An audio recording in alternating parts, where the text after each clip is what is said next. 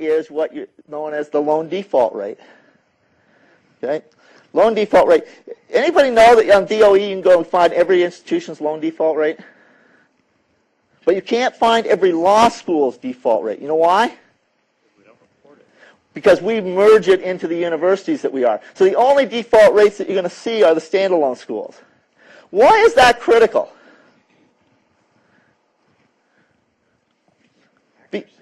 Well, it's critical in a sort of sense is not one of us, whether we're at a private, a public, a for-profit, is going to exist if we don't get federal financial aid. Right? Here's my theory. The ABA doesn't have a lot of power these days in accrediting. They don't really do much. They're not stopping much. Where you're going to get the rubber meeting the road is when loan defaults get to a rate that the accrediting level says, sorry, we're not going to let you have financial aid anymore. So when they say they need to have better figures, we don't want them lumped in with the university. We want to understand what your figures are, and we want those school students who are coming to your institution to know what those figures are. Important. But by and large, most of the other issues were sort of these sort of reporting things that the regionals have had to do for years and years. And so most of them are very fixable by the ABA. You know? But it's partly saying, well, we do it sufficient, we don't need to fix it. Okay? So, having said that, you still got this problem. What I'm curious about is the standards as it relates to libraries. And probably for all the librarians in here, you've all read these standards, right? All very familiar. Can walk me through the changes? Probably. If not, we're going to spend a few minutes and walk through some of these changes. Standard 601, basic language. What I've done is try to see, so you just sort of get a feel for this. On the left-hand side is existing language. If there's been any wording that's being changed on the left-hand side, I'll highlight it in green, and I will give you the new language on the right side. So general provisions about libraries doesn't change. Okay? 601.1 is actually a standard that talks about cooperative agreements, has a little bit of change to it, and it actually gets renumbered, so it becomes 6066. Most importantly hereon, it's enabled the law school to carry out its educational program and accomplish its missions. Much of these standards seem to be tying to the institutional goals and missions. Any of you have gone to training for the ABA for a site inspection? A few of you have. Most of you have. If you haven't had a chance and your institution's going up for inspection, you should actually go to one of those. It's well worth the price of admission for a day in Chicago. But what's interesting on this whole thing is you talk to them, where they really are concerned about is the idea that we do 7-year visits. You come in 7 years, so you plan the year before it, and you deal with it. And what they're saying where the real weakness is, and they're not seeing, is strategic planning. And what the ABA wants to see is better strategic planning. And so overall for the whole law schools, they want to see you engaged in strategic planning. And what they're really trying to get you engaged in, if you look at the discussion outside the library, they're moving you to, how many of you go through a regional accrediting? You've all had that experience. If you've had that experience, you know there's much more of a learning outcomes, sort of evaluative function that you've got to do. And if you're going to be an institution, you really need to keep it up on a yearly basis so that you can move through this process. It's where the ABA seems to be moving. So their interpretation 1 really moves into that sort of talking about the educational program. The new 601 talks about library as an active and responsive force. And that's a responsive force to 3 groups, it seems to me. It's talking about faculty, students, and administration. And it is to provide, now these are kind of interesting words, library expertise, resources, and services adequate to enable the law school to carry out its educational program. So if I was going to put that, relied on, so library is going to be relied on to provide library expertise, resources, and services to enable the law school to carry out its educational mission. So, first question I have is, do any of us know what the educational mission of our institutions are? Yes?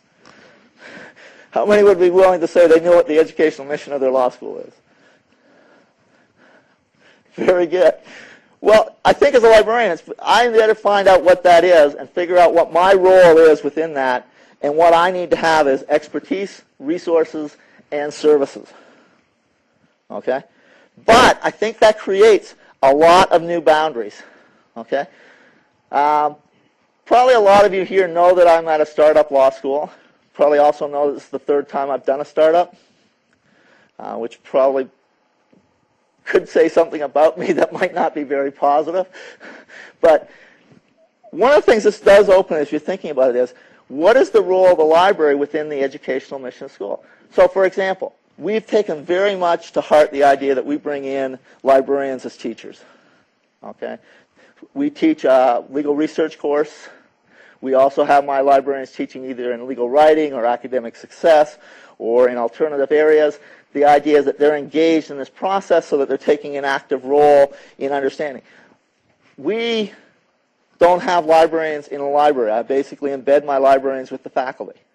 Again, it goes to this idea of library expertise needs to be out with the people who need to meet with it. So every pool pod of 5 or 6 faculty have a librarian to work with them. We use LibGuides. How many of you use LibGuides? We use it a little bit differently than other schools probably do. We create 2 types of LibGuides. We create actually a faculty LibGuide.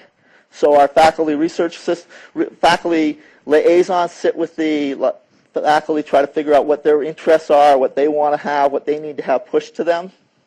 And we push that out into a LibGuide for them individually. The second piece we do is we take the syllabus of courses and build a LibGuide for each course that's built around the material to again say, what is the material that we have? Here we're at a CALI session. You know, how can I integrate those CALI lessons at the points that they're relevant to the faculty's teaching? Build those links to those.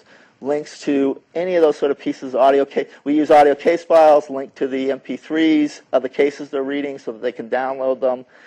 Just sort of saying, so we're trying to add our expertise to make it part of the educational piece of the school.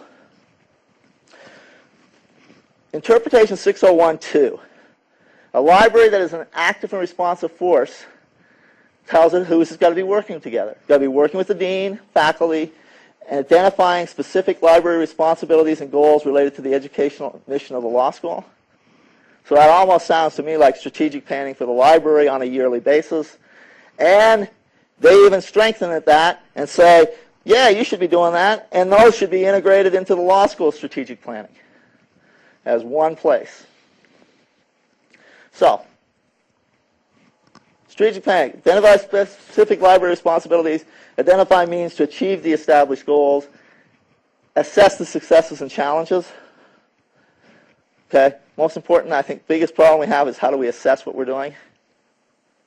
And we've got to think about that because we've got to come up with a way to do this. And once we assess, the big term in the regionals is close the loop. You all heard that term? Anybody want to tell me what close the loop means? Act on what you learn. And change or whatever you need to do, right, in that sort of process. So, we believe in assessment at many levels. My title actually changes in July. I actually become Associate Dean for Library and for Assessment. Okay? So, we are a main institution that's heavily into assessment. We are at a point where we're designing course-level assessments. Okay? So our faculty literally need to design for their course when they put together their syllabus what the learning outcomes are, what their expected learning outcomes for their students are, and then how they're going to assess that learning outcome. Okay? Which means that we have to assess on a number of different levels, right? How many of you have been to an assessment conference recently? It seems to be the big buzz in legal education. Assessment conferences all over the place. Formative assessment, summative assessment. Law school is great on summative assessment, right? We all have that final exam, summative assessment. We're not so good on formative assessment. And how do we bring it in? Well, we think there are ways that you can integrate into the classroom formative assessment fairly easily. Radical idea, but we use Turning Point. Literally, every one of our students has to have Turning Point on their laptops. Our faculty have to use Turning Point in their classes, and they have to use a minimum of 3 questions a day. Okay? So theoretically, what we're trying to do with this formative assessment piece that they're doing is say to them, now as they put together their assessment model is, how do you take what you're doing and assessing it? On the formative level, what questions are you using that you think lead towards your summative assessment at the end of the course? So when you ask those formative turning point questions in your class, in class 3, how is that, can you use that question to compare with what your final results are at the end? Do you have someone helping them choose the questions? Whenever you're talking about school, people want to use it in that place where how to incorporate it. Yeah, and we've had people come in and talk to them about it. We had from a sort of multiple choice bar exam question type, we had the woman who's been redoing the bar for the ABA, bar counseling, who came out of the medical school before she came to talk to them about that. But it is a challenge. How do you ask good questions? How do you make them worthwhile? And we are still trying to work out some of those pieces. Now, a couple things we do differently is, if we have faculty teaching the same course, those 2 faculty members have to use the same textbook. Those 2 faculty members have to agree on 9 to 15 questions. So, in a sense, they can start assessing and doing the process of the assessment pieces. Now, I will admit, we can make those decisions because we made them unilaterally starting the law school. Okay?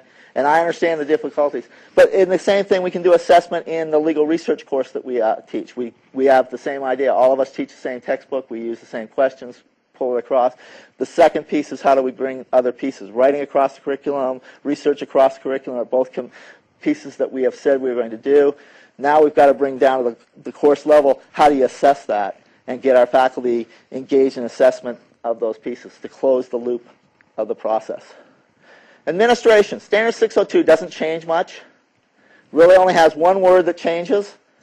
It goes from a non-mandatory issue about the budget to a mandatory. Budget of the law library shall be determined as part of and administered in the same way as the law school budget. So it just brings us into the loop saying, why is this important? What's it trying to do? Exactly. So if you think that the law library should be a part of the institution of the law school and not part of the main library, university institution or library, this is a strengthening of that. So where do you think I come down on this? I probably find it less important than others.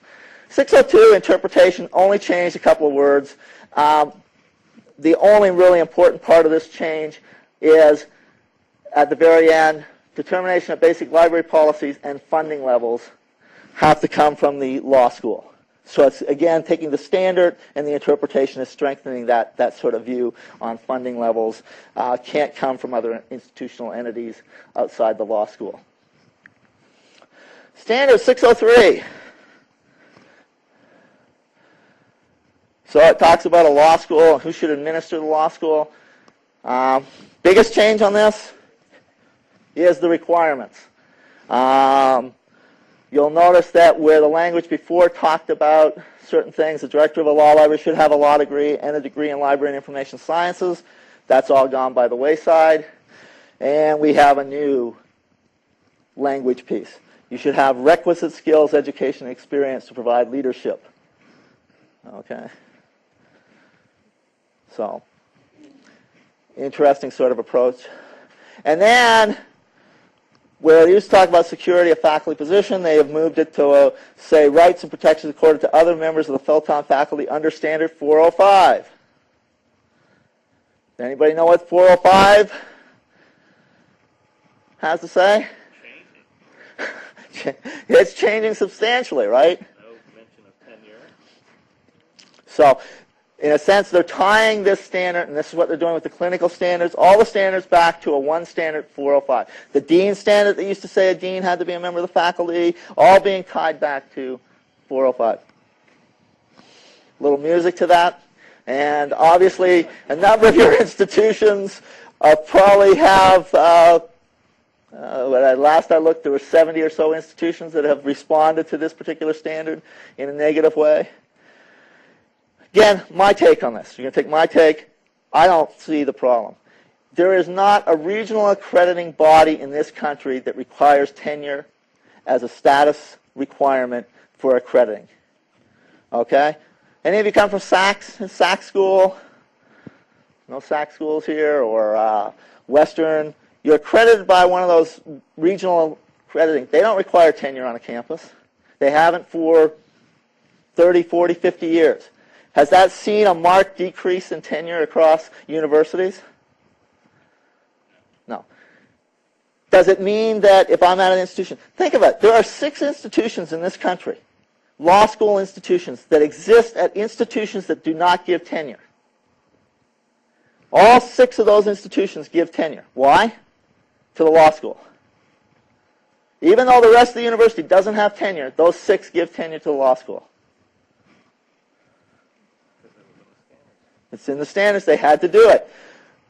Institutionally, if the other accrediting agencies don't think they need to have tenure as a requirement to protect freedom of speech and academic freedom, what is so different about law schools? And I've heard and I've read the arguments, and if we want to discuss those, we can. I just don't see an argument that to me is persuasive that an accrediting body has to enforce that particular standard. I just want to, I apologize if my question's ignorant, but so what you're saying is that there's these regional accreditation panels who accreditate not just the law school, but universities as a whole. Mm-hmm. The question maybe you don't have the answer, but I think if you hit the button too, you can be heard by. Push a button. Yeah, just push on the bottom. Base of it, yeah. Oh, okay. So this is my question. When you look beyond law schools and the idea of tenure, are you saying that we're moving away from tenure for faculty members? In 2 levels, I guess that's how I want to answer that question. What I'm saying is that agencies like the regional accrediting agencies that accredit universities do not require tenure as a standard. Yet there hasn't been a move away from tenure at those institutions. Okay? So tenure has still been viewed as an important part, even though the accrediting agencies don't require it. So by not requiring it doesn't mean that all law schools are going to say we're going to get rid of tenure. I appreciate your position, but I think that if the ABA moves away from accreditation, moves away from tenure, I think it will impact what you're saying is the current status. And I agree. I think what you will see is, for sure, those 6 institutions, if they were starting today, would not have given tenure when they did in the university. But 6 out of 200, should there be a freedom of model that allows for differentiation within the institutional aspects? I'm just saying is, I don't think that by doing this you're going to see all institutions move away from tenure. I think there will be some that will in the process. The second question I think is more difficult to answer. Are we moving away from tenure? Yeah, there are all kinds of studies out there that says institutions are not giving as many people tenure. They're filling them with adjuncts and non-tenure positions, and so that is a concern. I just want to put a flag up and say I think that what you're talking about is a bigger discussion that we don't have time for here. Right. Yeah, I just wanted to point out that this was in this sort of process, and this was how they dealt with it from the library. So it does have effects. Personnel. I think a lot of people disagree with me.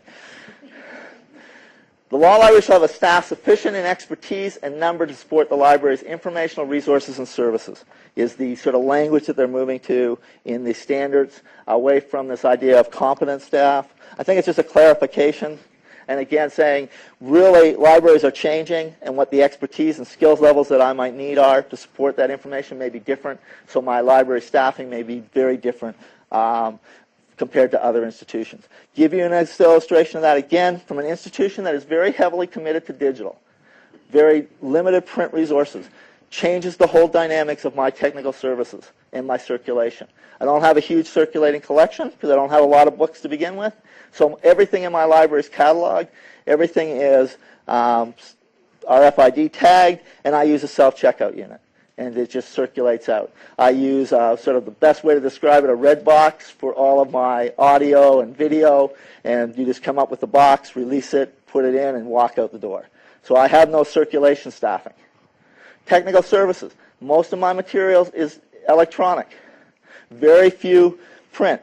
So my print collection is part of the main university catalog, but everything else, I really get the MARC records. I'm actually working with the company Serial Solutions and Aqua Browser. All those MARC records get sent to Aqua Browser. They hold them. They work with them. So I don't do any adding records to a catalog per se if it's not a print piece. So my cataloging is very small. My print, because it's small coming in, I don't do any original cataloging at my level. I, in fact, have everything sent that I order in print to Cassidy Cataloging. So literally, Lexus send everything to Cassidy. They catalog it for me, and they ship it on to me. And it goes on the shelf book ready.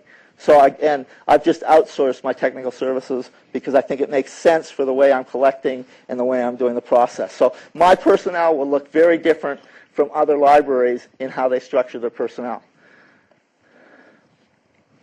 Interpretation 604 just cleans up that language on expertise and adds in to strengthen the idea that if you have a dual division program or graduate programs, that they're going to have effect upon what your staffing would look like. Services, they don't touch it at all. This is interesting because they don't change the language of the services piece.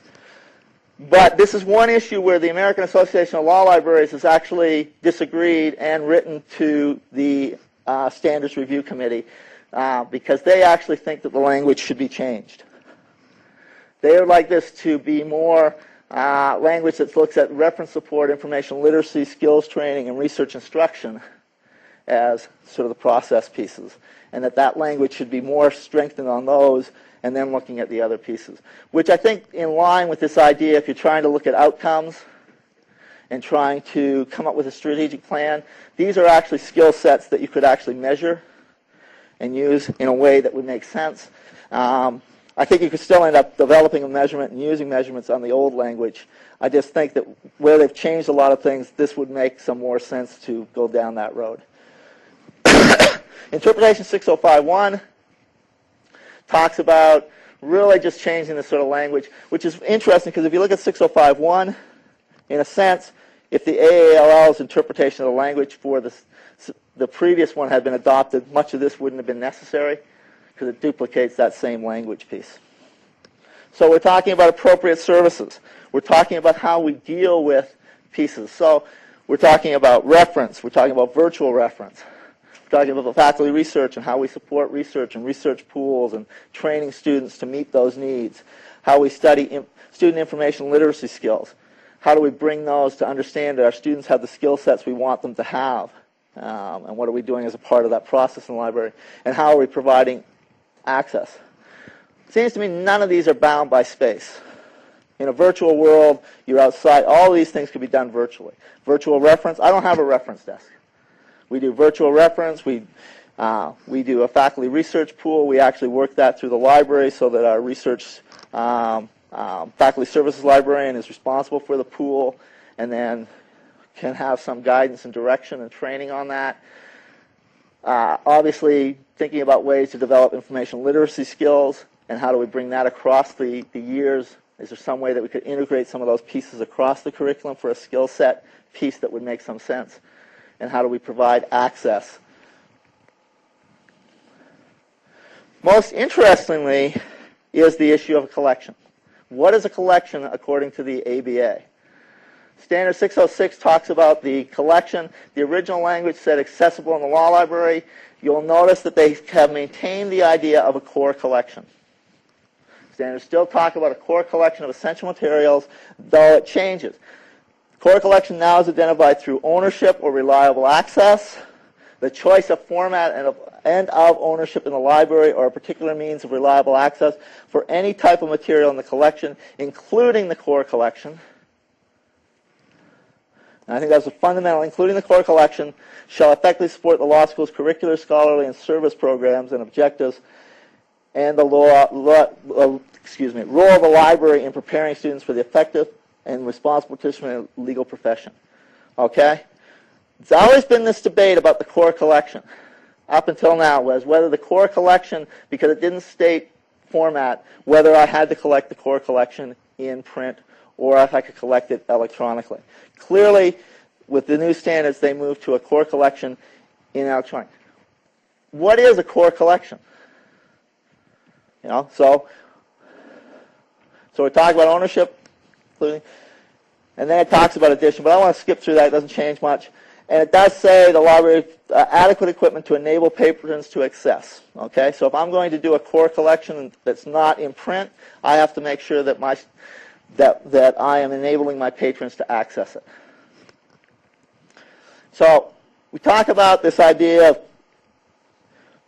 little language change there. The appropriate mixture depends on the library and its clientele. So it extends that sort of law school provides. But what is this? Oh, and I want to point out it does make one little thing here at the very bottom, and they tried to get rid of that and they brought it back. It does say that a collection that consists of a single format may violate standard 606. Okay? Huh? That's right. It may. I would have the argument would be as a school, I would have to show how I was not violating 606 by only having one format. But clearly, this doesn't say how much I have to have in print. So if I had a small print collection, do I meet? I'm not in one format. I'm in multiple formats. Do I meet it? Talks about interpretation 606.3. This goes. The agreement for sharing information. It's replaced with this idea of reliable access. And more broadly, number 2, and I think this is a critical change from a sort of process, it says reliable access to information resources can be provided through an appropriate mixture of, and it talks about databases to which the library or the parent institution subscribe or own and are likely to continue to subscribe and provide access. Secondly, it talks about authenticated and credible databases that are available to the public at no charge and are likely to continue to be available to the public. So we all should be really happy about LawGov and the open access and be really pushing that, because obviously all those sources would then meet the B wing of this. And then this is interesting. Participation in a formal resource sharing arrangement through which materials are made available via electronic or physical delivery to users within a reasonable time period. Okay? I mean, it does raise some questions to me. The community concerns, and I didn't point back, I should stress, is they do say that collecting in just 2 electronic databases would be a violation. Obviously, they don't get it, because what they're really focusing on is saying you just can't collect Westlaw and Lexis, but we don't want to say it that way, we'll say 2. But the reality is nobody's going to collect 2 electronic databases, right? I mean, from a sort of cost-benefit analysis, what's my most beneficial electronic database that I have? Probably Hein Online. Okay? So I have Hein. I'm probably going to have BNA. ProQuest now owns what Lexis used to own congressionally. So I'm going to have all that congressional material. There's just no way I'm just going to have 2 online databases in this world. But what happens if those all get consumed by Westlaw and Lexis and they're the only 2? Then I'm in violation. So it creates a sort of interesting sort of problem. Parent institution access. I think that, again, they're saying, part or what I can share with the parent institution and help in the process. Free resources and how can I make those accessible. The one that leaves me the most question, but I think is the most interesting for the future, is resource sharing within a reasonable time. Okay? Doesn't define reasonable time, but it does give us some options, particularly if I'm in an institution, law institution that has access or relationships with other schools that are close by, right? So if I'm in a city that has 2 or 3 law schools, I all of a sudden now can create a sharing agreement, make decisions on sharing. If I can show that I can make availability within reasonable time to that information, I could make some very important decisions that might be important in sort of sharing out maybe international materials I'm looking at or countries. There's been all these, over time, these sort of thoughts about doing this. This really puts in there that that's a viable way to create a collection sharing approach. So I think it's going to open some creativity to libraries and institutions to think about. Off-site storage remains the same. Just want to interrupt you long enough for anyone who isn't aware of this. Michelle Wu has written an article and will be published shortly on creating a national digitization effort for print materials to facilitate digital lending and sharing.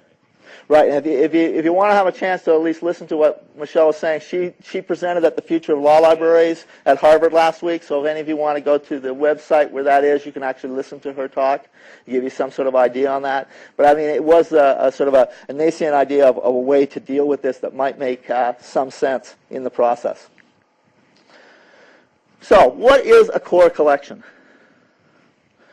Basically, ABA is not changing what they said the core. There was, AALL recommended that the core collection actually not be listed, but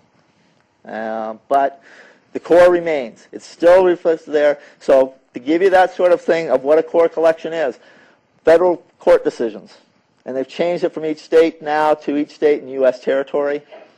That's the change. But it talks about federal codes, session laws, published treaties, international agreements. Okay. It's my contention there's nothing in the core collection that couldn't be available in electronic format. Okay? Clearly here. So if you think about your collection, just think about any law school collection. What are the two biggest parts of your sort of physical print collection? The reporters. The codes. Yeah, I'd actually say code's probably third. I think the second biggest part of your collection is periodicals. Okay? So, theoretically, in a theoretical world, right? I don't need journals, right? I can basically cover that off through Hines, so I take out that part of my collection. But they're not even in your core anymore. They were never in the core, but they come up in below. Second piece, reporters. Do I need to have copies of the reporters sitting on the shelves? Do I get rid of them?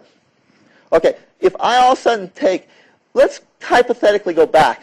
When I first got involved with opening law schools and dealing with the ABA, there was sort of an article out there. It was an article by Duncan. Anybody ever remember the Duncan sort of what you had to have as a law library to open a law school? Don said that, and this was back in I think he did it in the 80s, but it became sort of the Bible through the 80s and 90s, was you had to have a collection, if you were going to open the door, of 100,000 volumes on the shelf. Okay? Well, if you think about it, most of those volumes that you're putting on the shelves, the way we got around this was somebody creatively in the 1970s, I'd love to have somebody tell me how this came about. The standards when you used to report talk about volume count, right? And then they have a little twist. They said that certain things equal the volume. Anybody know how many microfilm equal a volume? How many microfiche equal a volume? Right. So if I had 600,000 microfiche sheets, that counted as 100,000, 6 to 1. It was just a formula. Same with the formula for microfilm. Okay? So we built part of our collections around those pieces to do the process. What's been interesting is they've never come up with a digital count that says, can I count a book that's in digital format equal to a volume?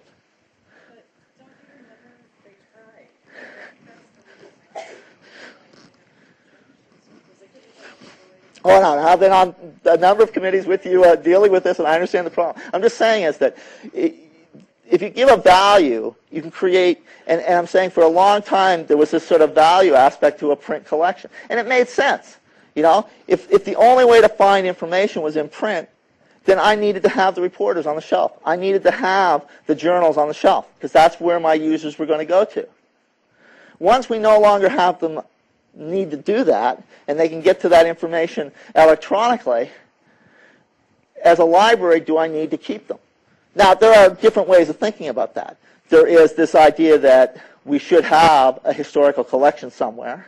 You may be an institution that needs to have those. But as a startup, small school, do I need to put those on the shelf, or can I say I meet those needs from an electronic basis? And if I take those two big pieces out of the collection, what am I left with? Treatises and monographs, right? And probably for my students, what are the only monographs they're really interested in? Horn books and self-help, right? So for maybe 1,000 books I put together that they really need and really use, and then I have my sort of monograph. My sort of theory of collection development is that I'm a terrible collection development librarian. Okay, I used to, see these great books. I'd say we got to order those. I'd have all these monographs. I'd put them up on a cart in the faculty lounge area, and theoretically, my faculty would walk by and say, "Oh, here's a book I want to read." It's in my, how many, I had always figured if I took 100 books up there and 10 of them got taken off the shelf by my faculty, I was doing a pretty good job, right? I was good. But how many of you read The Long Tail? Once you put something into a digital format, it's not going to disappear, right? My theory about libraries is we were all just in case, because if we didn't buy the book, it was out of print. It was gone. We needed to have it. Once it's in an electronic format, it exists. My example of this is NetLibrary. Do all of you remember a company called NetLibrary? I was an early adopter. I spent thousands and thousands of dollars on NetLibrary, only to find out I had like 20,000 sitting in an account with them and they were going bankrupt. A little hard to walk into my dean and say, I just blew $20,000 because this company doesn't exist, right?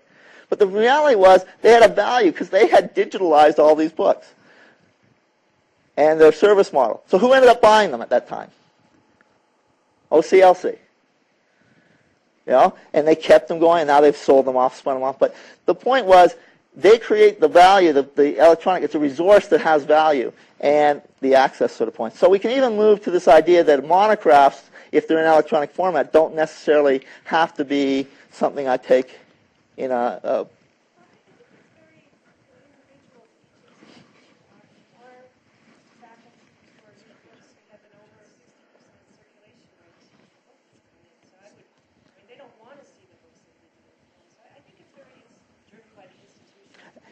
And I agree with you. And I think that's the great thing. I can, under my collection, under this new collection development policy aspect that makes it clear that I can collect in digital for these pieces, I can make that decision for my institution.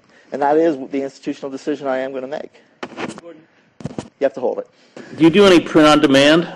So I mean, I can see where, many people, if they're not yet using an e-reader, and it's clearly the large majority of people are not yet using an e-reader, still want it, they're happy to find it in electronic form, but as Vicki was saying, they want to read the book, but rather than have it on the shelf, if you either run yourself or contract with someone like Lulu to do print on demand and get it to them that way.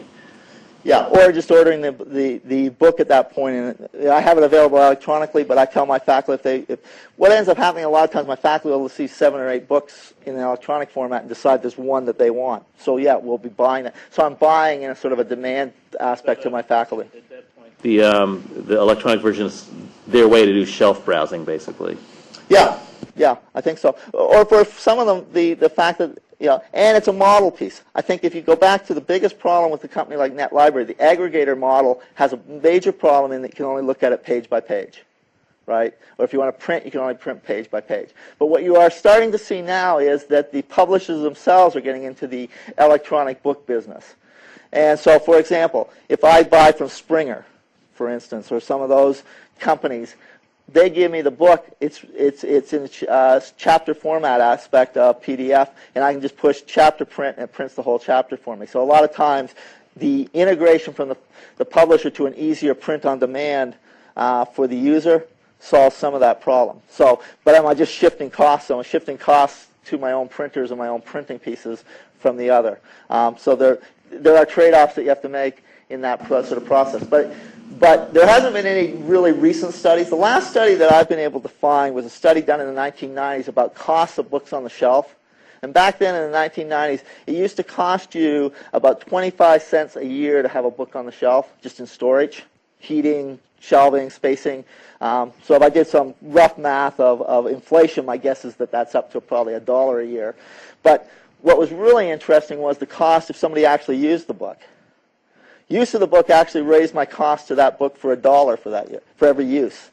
The cost of the circulation transaction, moving it back onto the collection, bringing it back in, all those costs increased. So in a sense, you have these sort of huge hidden costs that you never see that are part of running a library that you don't have in a digital world. Talk about the license, though. The license with the electronic version versus owning the hardbound book or the softbound book. And again, that's a model. It depends on who you're buying your books from. So when I buy from Springer, I own the book. Okay? When I do a model. I work with 3 of the aggregators, fairly large aggregators. I don't do much anymore with NetLibrary, but I do a lot with my iLibrary, and I do a lot with EBL, and I'm just entering into the on-demand market with eBury. Market aspect of how these work is interesting. EBL, Australian company, basically I profile. I say, okay, this is the profile that I want from you. They send me all the MARC records. The links are in my catalog. If I was doing a catalog, in my case, it's through Aqua Browser, but the same thing. You search it as a user. You pull up the book. And I love the EBL model because their model is basically you as a user, if I don't own the book, they can click on it and read the book for 5 minutes. So they can look at the table of contents and read it. If they want more than that, they push a little button saying, I think you should buy this book in essence. I want access to it. That comes back to one of my librarians. And basically my librarian then clicks yes. It goes on to EBL. EBL sends me an invoice for that book. And a note goes back to the faculty member or student saying, this book is now available to you. Gordon, going back to Springer, when you say you own the book. Button? Hold the base of the Base of the button. Okay. Face the button. All right. Hitting the wrong part. Somebody would, okay. There we go. Anyway, when you say you own the book, what is it, in fact, that you do own? I mean, there is no thing there. Are you just, and this is a debate that we have, are you just owning a right to access to that? Are you owning a digital repository that they will send you in some format that will be obsolete in a few years? What have you bought when you buy that? And this is the interesting part. You're going to have to read every agreement that you make with every company because they're all different. But most of them are, with the Springer model, you're buying a license to a repository that they maintain. And you have access to that piece process. And you have the right to be able to print those in chapter formats. Are you comfortable with that?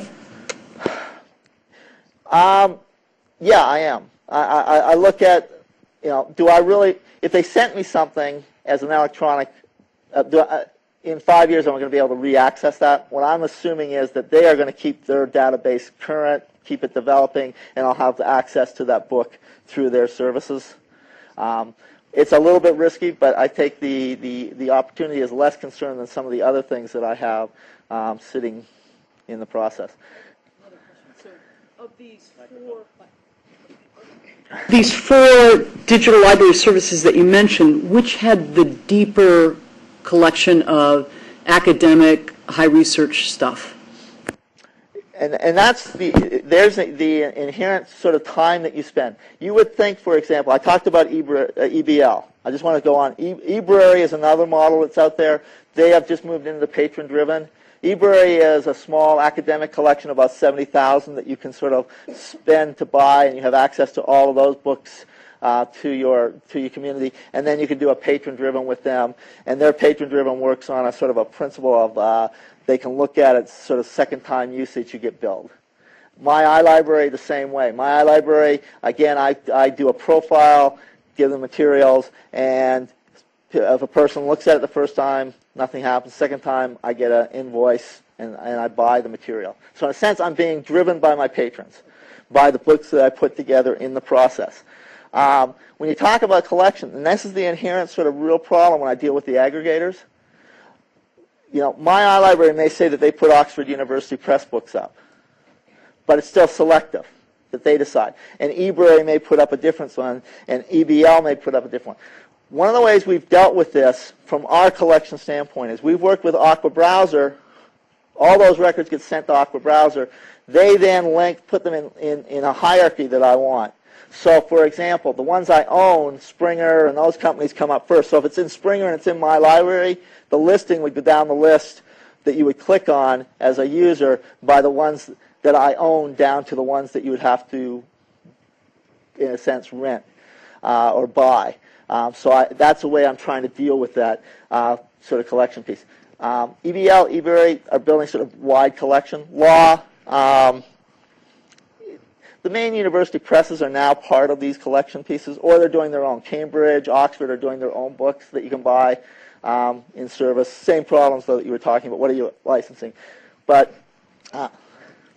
Are they, their backlist, I assume they probably let you have access to those, but what about forthcoming and current publication? so if I'm working with, for example, Oxford University Press or Cambridge Online Press, basically 4 times a year they release new titles. And you could buy ahead. So you buy for this upcoming year, and they tell you how many titles will be in their law collection that they're going to release for this coming year, and you're making purchases. So you can continue to build your collection forward on sort of almost like a subscription base. So you're moving your, what would have been a book budget into a subscription budget is what you're really doing, and doing your collection development on that process. So a lot of this reflects on the sort of the core collection, as I mentioned, and where we sort of go through that. The one change in the whole core really is on 8.